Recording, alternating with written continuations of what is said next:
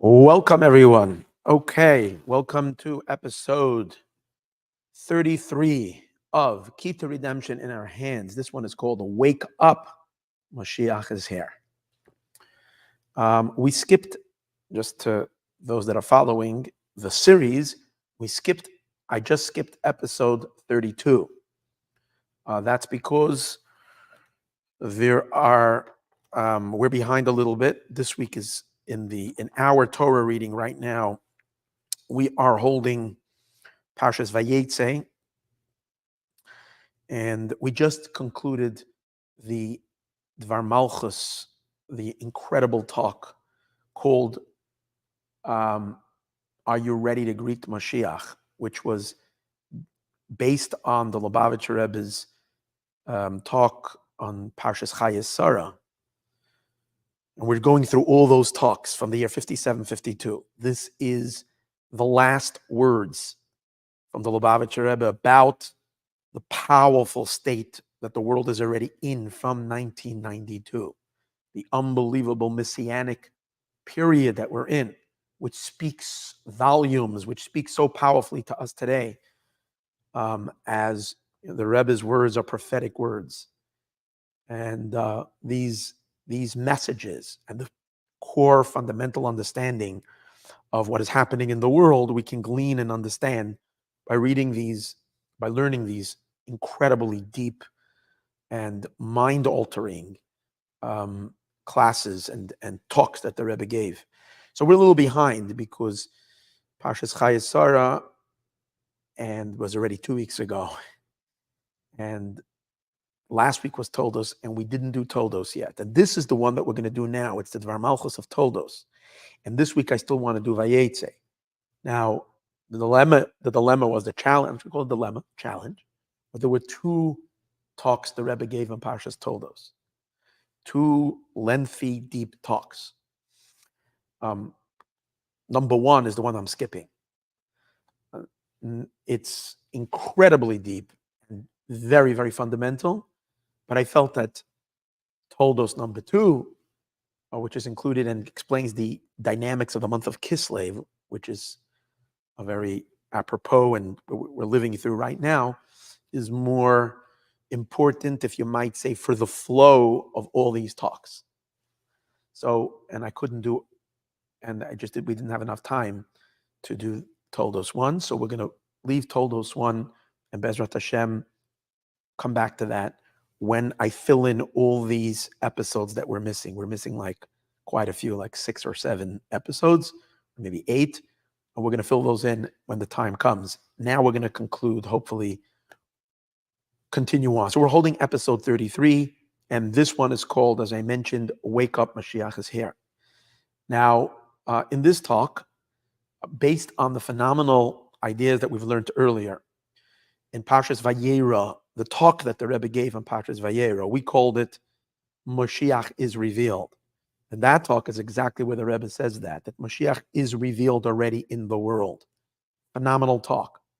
There were 4 classes on that. You can check it out on the YouTube. Then came a series of 6 classes called Are You Ready to Greet Moshiach?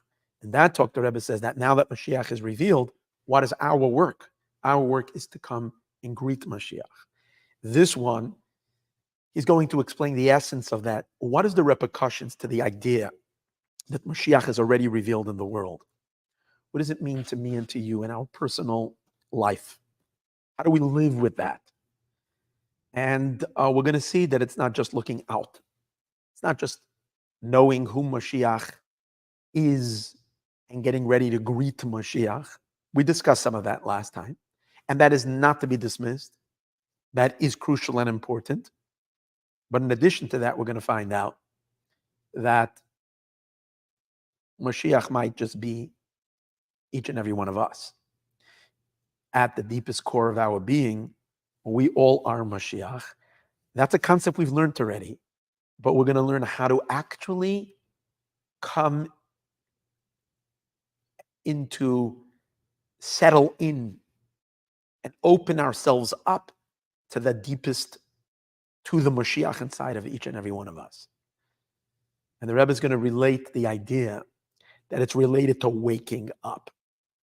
Actually, all that it really is to encounter and face the Moshiach inside of us is to wake up. But to wake up on the deepest level of our being. It's just waking up. And the truth is, we have it. We have the ability, the potential of this, literally the first second in the morning when we wake up. It's just about being mindful and opening ourselves up to the and becoming aware of that powerful moment of just waking up in the morning. I don't think in all of history anybody ever discussed the moment of waking up like the Rebbe discusses it here. Higher, deeper, beyond anything you will do throughout the day, anything you will say, do, it could be the greatest mind-blowing achievement. It will never surpass the actual split second your eyes open up and you wake up. When we wake up, we are hitting on the deepest core of who we are. It's just that the wake-up moment means actually nothing or mostly nothing to all of us. When we wake up, we know we say Moda Ani, we say we give gratitude to God. That's when we're feeling a little holy, a little spiritual, a little bit meaningful. But just waking up and opening up your eyes, what is that? Here the Rebbe is going to say that's your deepest Mashiach moment, waking up. And obviously this relates to us and right now because we are many people are waking up to the reality that what we spoke about Mashiach is not a distant, removed element, but something very, very, very current and very real. So there is that level of waking up as well. Okay, so let's, without further delay, let's go right at it. So this talk was given on, it's a combination of what was said on a Thursday night, which of the week of Parshas Toldos, and which was the first day of Rosh Chodesh Kislev. Okay, we are now, today is the 8th day of Rosh Chodesh Kislev. So this was the first in 1991, in the year 57-52. It was the first day of Thursday, first day of Rosh Chodesh Kislev, and it was continued. It's a combination of talks which was said on Shabbos Parshas Toldos, which was the second day of the month of Kislev. Okay. So we begin as follows. Every month we have Rosh Chodesh. We know that Rosh Chodesh is the beginning of the month. We know Rosh Chodesh is a special day. It's not mamish, it's not literally a holiday, but it's like a mini holiday. Some have the customs that women in particularly don't work on Rosh Chodesh. They have a certain type of laborers work. They don't do it on Rosh Chodesh. We abstain from certain things. It's not prohibited in doing work, but it's a mini Yom Tov. We know when Moshiach will come, every Rosh Chodesh is going to be a big holiday. It even says that we will go up, this is not mentioned in the talk, we will go up to the temple every Rosh Chodesh. We will go up every Shabbos and also Rosh Chodesh. But Rosh Chodesh is a very special day. What's Rosh Chodesh? The beginning of the Hebrew months. The first day, sometimes it's 2 days. When and how do you know? New moon. The new moon is when Rosh Chodesh is. So we know we have 12 months a year. This year is a leap year, so we have 13 months. And the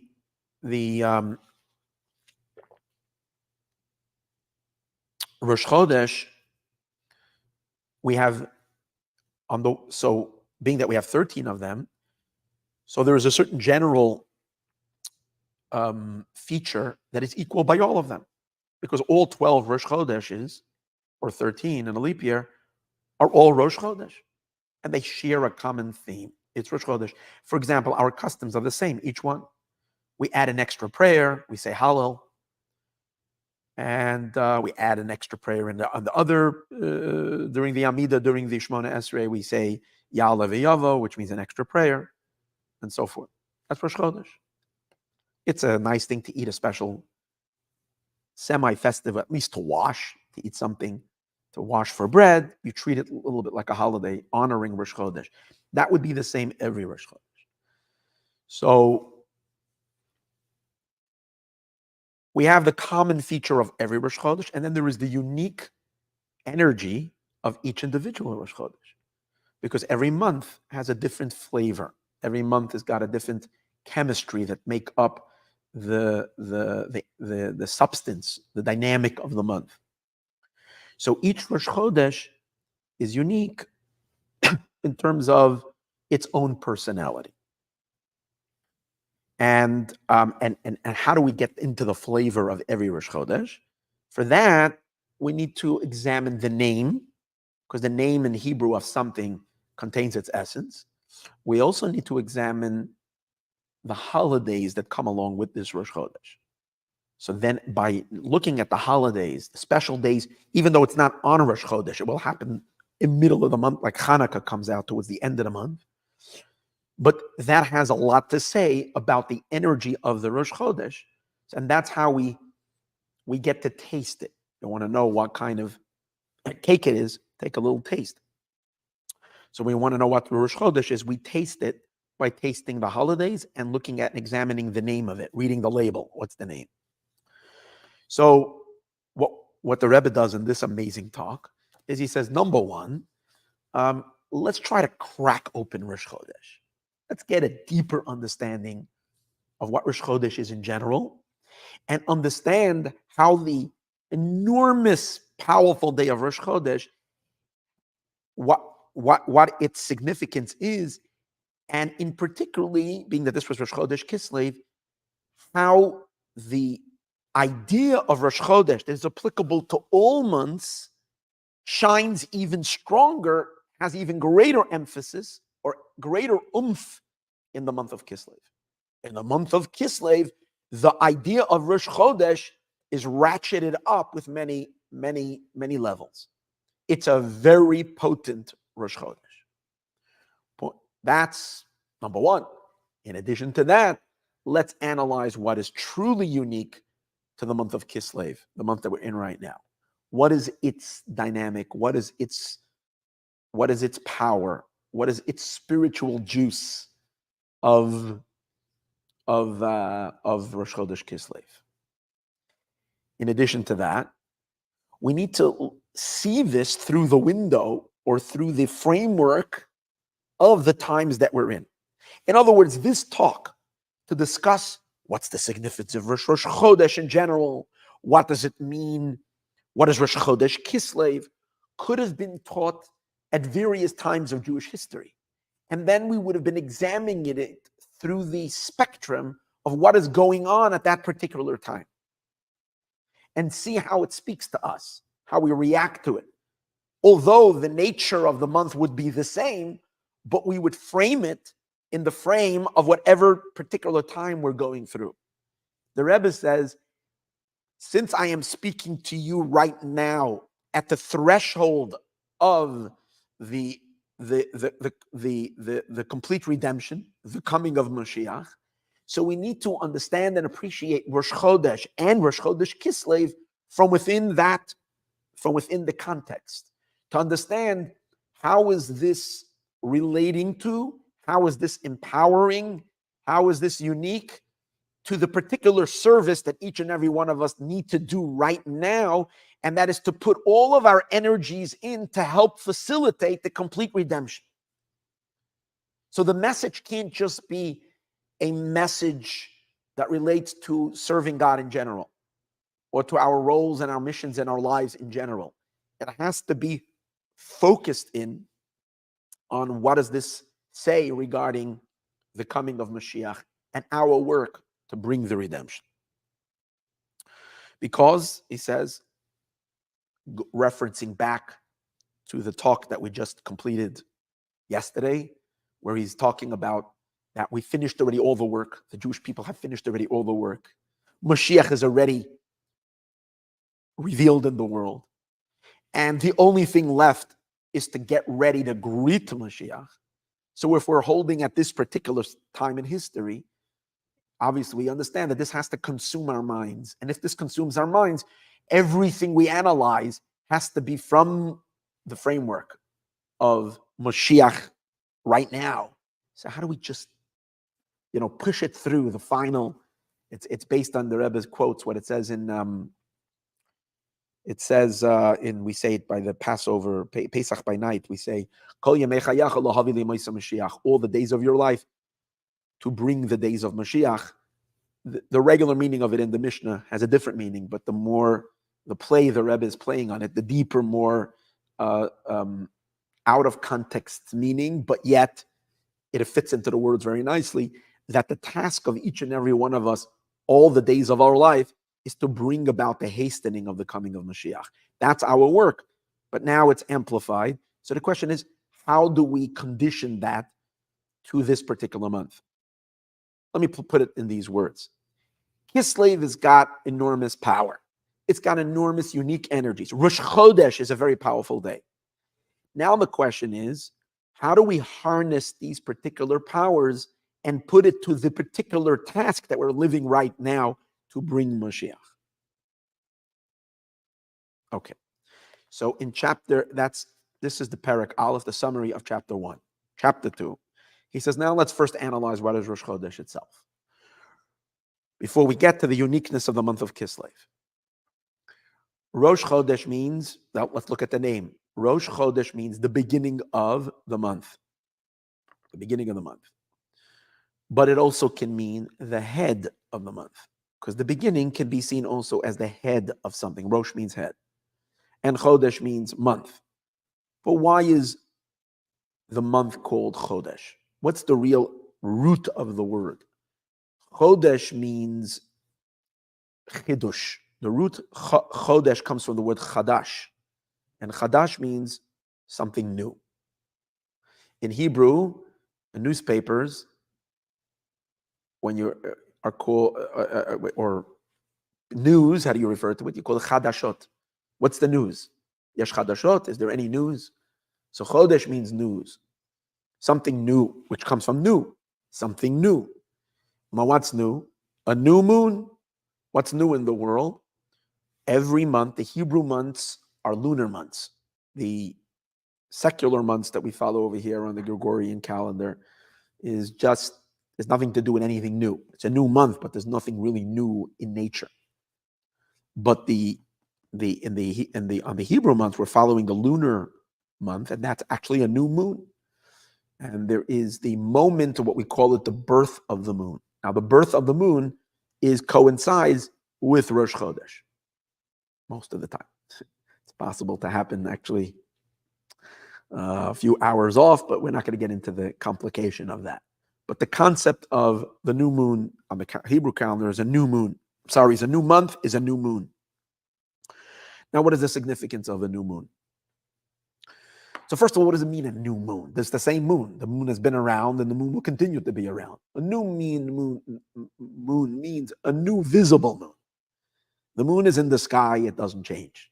However, because the moon reflects the light of the sun, so the reflection of the sun and the position of the moon in reference to the earth and the sun will determine the level of light that is being reflected from the moon onto the earth.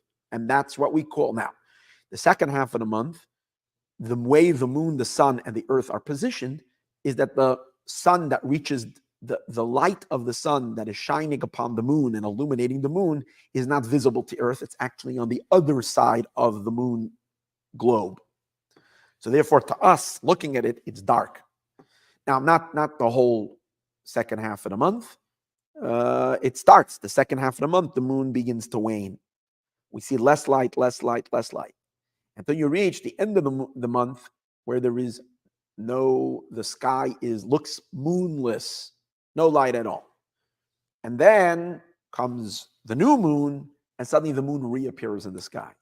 Like first a tiny little sliver of light, barely a little arch, and then it starts to grow every night. We see it brighter and brighter and brighter until mid-month when you have the full moon.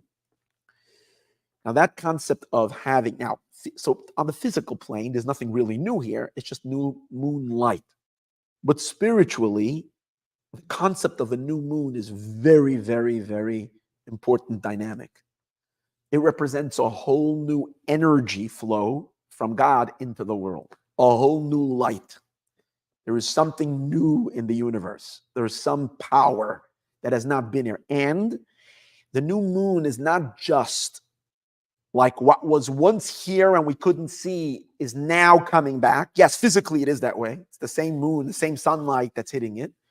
but its spiritual dynamic represents literally new, meaning a new energy, a new existence that is as if it never, not I'm saying as if, but it really is that way, an energy that has never been in the cosmos is now emerging, a new empowerment. And that new empowerment is happening on the cosmic level, and that new empowerment is happening in each and every one of our souls, that we are empowered to have a whole new birthing, a whole new power of self that has not been before. That's the concept of this new moon. And the way it works is, the way this newness comes about is that it comes about after a period of darkness. The concept of a new moon represents a very, very important phenomenon, and that is that between elevation and elevation, between accomplishment and accomplishment, there is a certain breakdown, there's a certain fall, which really, really speaks so much to our lives, because we all know in our lives that we're constantly waxing and waning. We're constantly have moments of glory, of moments of achievements, moments that we're so proud of, moments that we feel like, wow. And then there are moments that we feel pretty dark, pretty ashamed, pretty lowly, pretty useless, if we might say. And that's the darkness. It's very, very important that we appreciate that when we're going through any kind of darkness, whether it's materially, certain things that we've had certain things that we were working on fall through, certain things that we once had, we lose, whether it is spiritually, emotionally, relationships, things like that, in which, we've had nice, beautiful days and suddenly things are breaking in our life. And we're going through a darkness. The moon, that God put it in the sky, an amazing thing to remind us that just look at the moon. Just like the moon goes through its darkness, its concealments, it gets blocked. You don't see it. It's getting weaker and weaker. It seems to be a non-entity in the end of the month. We might even believe that the moon is, once was beautiful, but now she lost it. She's aged and she died. She's out. She's past her prime. She's not here anymore. And yet, there she is again. The moon reappears. We have a new light. And the idea is, based on the concept and the principle that we mentioned now, when the new moon comes, it's not just what once was making her way back to her previous glory, coming back to where we once were, but the fact that the moon had to disappear from the sky, it's only because the next moon that we're going to see is a higher, more glorious, more brighter moon than the moon that we've had. That's the idea. We lose what we once had in order to prepare for a much greater revelation. And God has orchestrated this world in this way that if we want to achieve, there always has to be in between moments in which we kind of experience a darkness, because before every light comes the darkness, and the moon is the epitome of that idea. Before the light comes the darkness. There's a dark period. In the terms of the Rebbe, he uses the terms the Rebbe uses is he uses a term that comes from the Haftorah that we say on it's in Sefer Shemuel, which talks about King David and Yonatan and King Saul. It was the time when Shaul HaMelech wanted to kill David, his son-in-law. King David was the son-in-law of King Saul, and King Saul was upset because he was told by the prophet that King David will take the empire, will take the kingship away from him. And King David was a good friend of Yonatan. Yonatan is the son of Shaul. And Shaul tells Jonas, and Yonatan says to David HaMelech that tomorrow is going to be the new moon. Tomorrow is going to be Rosh Chodesh. And my father is going to have a custom to have his custom Rosh Chodesh meal.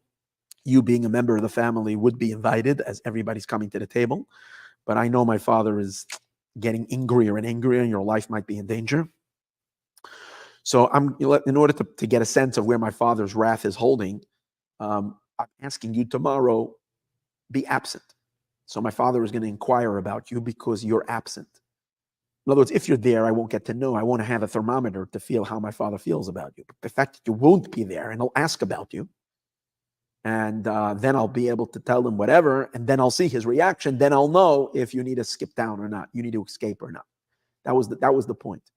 And so he told King David that tomorrow is Rosh Chodesh. So therefore, v'nifkadeta, you're going to be absent. Don't come to the Rosh Chodesh feast. But because you're going to be absent, v'nifkadeta means because of your absence, you paked Moshe. I'm sorry. V'nifkadeta, excuse me, I quoted it wrong. V'nifkadeta means you will be mentioned, you will be discussed, you will be brought up on the table into the conversation. Why? Because your seat will be vacant. Your very vacancy will cause people to talk about you. Which, by the way, is a little bit a sad idea, but it's a reality. That sometimes you see children in school, the teacher never even notices their existence until they're not there. Where were you? Or people sometimes in shul, a person could be coming to shul every day and the rabbi or whoever it is doesn't even notice that they're present. But the fact that they weren't there, where were you? Well, that's the way it is. The absence causes awakens a concern or a awareness of the usual presence. So this is the idea with the same thing with the moon. And it's interesting, it coincides with the moon. King David was invited on when? On Rosh Chodesh. Rosh Chodesh is when the new moon is mentioned after its absence. There is an absence of the moon, and then its very birth is coming after the absence. But over here we're learning it's not just after, it's a result of the absence. The very non-presence of the moon is what it takes to trigger a new moon. And again, let's remember, the new moon doesn't mean just getting back to what we had before, because just getting back for what we were before, that would mean that whatever, losing it wasn't worth it. I could have maintained it. It could have held on to that previous achievement, accomplishment, and level. The fact that that it was lost, it had to be for a reason. It's a reason so that we can muster up the energy to go higher. Like we see in our own lives, sometimes a person, I'll give a simple example for that. A person has a job. They're doing very well at their job. But there is much more potential to this human being. Much more potential. Even let's say within the job themselves that they're doing, they can have a far more prestigious level in the company where they would get a much higher salary and they would be so much more productive. But okay. And they're not working to it. Why? Because they're doing so well. For whatever reason, the company is downsizing and they get fired. And to them, it's the catastrophe of the catastrophe because what they've had, they've lost. But precisely in the darkness and in the misery of feeling lost and feeling, insecure and being worried about the future in this dark time, forces this individual to go out job seeking or whatever, or do whatever it takes to not only be hired, but to actually get a job. And then they end up with a job that is far greater than what they were before. And then what they saw as a curse and an absence ended up being the impetus for the greatest blessing. That's the concept over here. The moon falls so that it will grow, it will be remembered on a higher level. So now let's go back to what is the essence of Rosh Chodesh. The essence of Rosh Chodesh is the birthing after an absence, the emergence of the moon after it hasn't been there. Now, however, once the moon comes back, what happens? It gradually grows. It gradually grows more and more and more and brighter and brighter and brighter until it reaches the 15th. So on the first day, Rosh Chodesh, we have already a Mazel Tov. The new moon is here. There is a presence already of this new phenomenon, this new light that's here, this higher light that we discussed earlier, this higher energy that has never been here before. However, it's still very minuscule. So, and if you want to really measure it up, the second day is going to be greater than the first day, and the third day even greater, and the 15th day is going to be much greater. So really, to celebrate, the celebration should not be so much on Rosh Chodesh, although Rosh Chodesh is terrific because it's better than the absence. There's actually a replacement of the moon, but it doesn't have within it the greatness. The 15th would be even greater. But the Rebbe says, not necessarily. Why? Because just like when a baby is born, the greatest moment in your life is actually the moment you were born. Even though at that moment, none of the person's accomplishments are present. But the potential for everything is there in that moment. before the person is born, there's okay, no, they're a fetus, so they're really potentially also there, but they're not in this world. The person is not here. The moment the person is born, it's like this moment is the blessed moment. Imagine like Moshe Rabbeinu, Moshe was born, or Abraham, the moment what was the world like the moment before Abraham was born? What kind of blessing was there? Like the greatest blessing. Abraham was born. When Abraham was born, Avram Avinu was born. Wow, this is a person who is going to turn around the entire world, propel the entire world to ultimate goodness and light. Moses, Moshiach, the moment of birth, even though they're a baby at that moment, can't do anything. Because in the moment of birth contains within it, it encapsulates within it everything that's going to be in the future. So the same is also with the moment of birth of Rosh Chodesh. Yes, the light is going to grow. Yes, Abraham is going to be 3 years old. He's going to be more than when he was a baby. Yes, when he becomes 15 years old, he will be greater than when he was 3 years old. And when he's 26 or he is 52, as it says, Abraham reached a very high understanding, or when he's 75 and God speaks to him, or when he's 99 years old and he performs his circumcision and he has a covenant with God, or higher and higher and higher of his accomplishments of Abraham, till he reaches the peak of his life at his moment right before he passed on with all of his accomplishments. But it's all contained in the moment of birth. So the moment of birth, because it's the birth, and the birth of the very person himself, the very person himself contains within himself, within his very being, all the details that will later emerge in his life. So therefore, that's why Rosh Chodesh is powerful.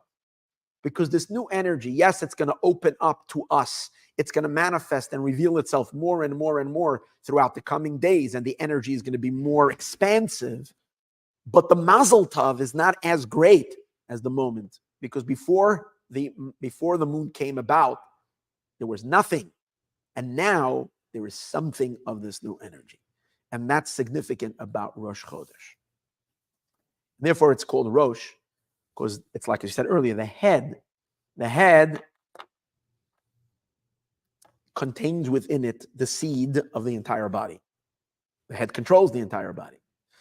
And this, he says, is similar to another day, which we have similar to that, is Rosh Hashanah. Rosh Hashanah is also like that. Rosh Hashanah is a holiday. It's the first day of the year. What is special about Rosh Hashanah is you have the entire upcoming year in a nutshell. When we blow shofar, we draw down literally the life force of the entire year. That's why in Hasidic teachings, it explains that Rosh Hashanah is not just the beginning of the year, but it's it's the seed. It contains within it the entire upcoming year.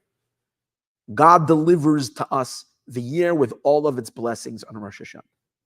Now we just have to click and start opening up the files.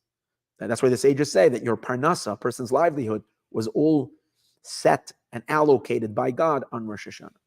And so on, everything that's there. So Rosh Hashanah is the encapsulation of all that's there. And what do we find by Rosh Hashanah? We find that the verse says that when the verse wants to describe when we should blow shofar, it's a verse in Psalms and Tehillim. Tiku b'chodesh shofar, blow the shofar, from the concealment liyom chagenu to the day of our holiday. So the sages say, which holiday are we talking about? The holiday where the moon is concealed. Yet, what happens? On Rosh Hashanah, which happens to be Rosh Chodesh, there is a new moon. So what does that mean spiritually? That means the beginning is a time of extreme darkness. We don't know how God is going to give, what kind of year God is going to give us. All the blessings of last year have departed. Everything has expired. There's a certain expiration. There is a certain disconnect. So we're living in the same concept that we spoke about earlier. We're fired already from the previous job, but we have not yet been appointed. We haven't yet found the new job. So this is a very confusing, scary moment, Rosh Hashanah. It's bakesa, it's concealment. Similar to the moon, there's a concealment, there's a darkness. And our hearts are pounding, not knowing what's going to happen. But then we blow the shofar and God blows new life to each and every one of us. God infuses himself and invests himself into the world and to each and every one of us. That infusion contains the entire year. The Yom Chagenu. It has Rosh Hashanah, power of Rosh Chodesh. That's the concept of Rosh Chodesh as it represents. So now I have to conclude the share for the constraint of time right now. However, what we need to understand, where this is going is, where this can continue, can explain that the concept of this newness of the moon is really representing the rejuvenation, because the Jewish people are compared to the moon. It's the new moon idea of it means the new us, the new people. And as we're going to see, the real newness of the Jewish people is the newness of the Jewish people at the time of the redemption. We are going to continue the exploration of this, Bezrat Hashem, in class number 2, as we get a deeper understanding. Thank you for joining, and let us see Moshiach today.